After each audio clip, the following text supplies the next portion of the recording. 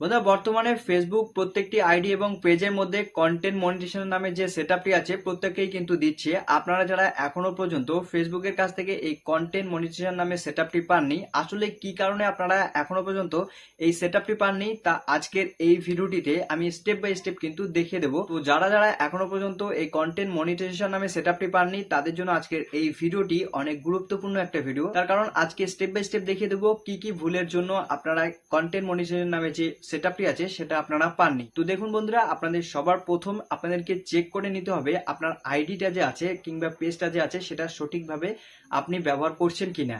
যদি সেখানে কোনো কপিরাইট বা কোনো ভায়োলেন্স চলে আসে তাহলে কন্টেন্ট মনিটাইজেশনের যে সেটআপটি আছে সেটা কিন্তু ফেসবুক আপনাদেরকে কখনোই দিবে না। তো চলুন সবার প্রথমে আমরা এটা আগে চেক করে নেই যে আসলে আমাদের ফেসবুক প্রোফাইল কিংবা পেজটি আর্নিং করার মতো অবস্থায় আছে কি নেই।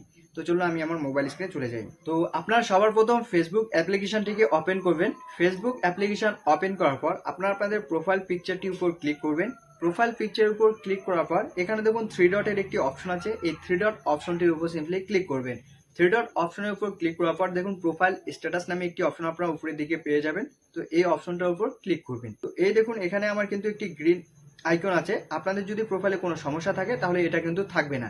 এরপর আপনার নিচের দিকে দেখবেন রিকমেন্ডেশন নামে একটি অপশন আছে, এই অপশনটার উপর ক্লিক করবেন। তো রিকমেন্ডেশন অপশনটির উপর ক্লিক করার পর আপনার উপরের দিকেই কিন্তু দেখতে পারবেন আপনাদের যদি কোনো ধরনের প্রবলেম বা কোনো ধরনের কপিরাইট ইস্যু থাকে তাহলে কিন্তু এখানে সিম্পলি লেখা থাকবে যে আপনার ফেসবুক পেজ বা আইডিটি কোনো কি ধরনের প্রবলেম আছে। তো এটা আপনার সিম্পলি চেক করবেন। এরপর একবারে ব্যাকে চলে আসবেন। আসার পর দেখুন এখানে মনিটাইজেশন নামে একটি অপশন আছে, এই মনিটাইজেশন অপশনটির উপর ক্লিক করবেন। মনিটাইজেশন অপশনটির উপর ক্লিক করার পর আপনারা দেখতে পাবেন your profile is active and earning, এই লেখাটি আছে কি নেই। যদি এখানে অন্য কিছু লেখা থাকে, যদি আপনার ফেসবুক প্রোফাইলে কিংবা আইডির মধ্যে কোনো ধরনের প্রবলেম থাকে তাহলে এখানে কিন্তু সেটা লেখা থাকবে। এরপর আপনারা এখান থেকে সম্পূর্ণরূপে ব্যাকে চলে আসবেন। ব্যাকে আসার পর একদম আপনারা থ্রি ডট অপশনটির উপর ক্লিক করবেন। থ্রি ডট অপশনের উপর ক্লিক করার পর একদম নিচের দিকে চলে যাবেন। এরপর দেখুন হেল্প অ্যান্ড সাপোর্ট নামে একটি অপশন আছে, হেল্প অ্যান্ড সাপোর্ট এই অপশনটির উপর ক্লিক করবেন।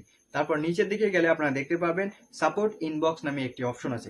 সাপোর্ট ইনবক্স এই অপশনটির উপর ক্লিক করলে আপনারা দুইটি অপশন কিন্তু দেখতে পারবেন। তো ইওর অ্যালার্টস এই অপশনটার উপর ক্লিক করবেন। ইওর অ্যালার্টস অপশনটির উপর ক্লিক করার পর তো এখানে দেখুন আমার কিন্তু নো ভায়োলেশন নামে একটি অপশন চলে এসেছে। আপনাদের যদি কোনো ভিডিওতে কপিরাইট ইস্যু বা কোনো ধরনের ফেসবুক পেজে বা আইডিটির মধ্যে প্রবলেম থাকে তাহলে এটা কিন্তু এখানেই লেখা থাকবে। তো আমার যেহেতু আইডিটি একদম ফ্রেশ আছে তাই এখানে নো ভায়োলেশন নামে অপশনটি আমি দেখতে পাচ্ছি। তো এটা আপনারা সবার প্রথম চেক করে নেবেন। তো এটা যদি আপনার ঠিকঠাক থাকে তাহলে কয়েকদিনের মধ্যে ফেসবুক কিন্তু আপনাদেরকে কন্টেন্ট মনিটাইজেশনের সেটআপটি দিয়ে দেবে।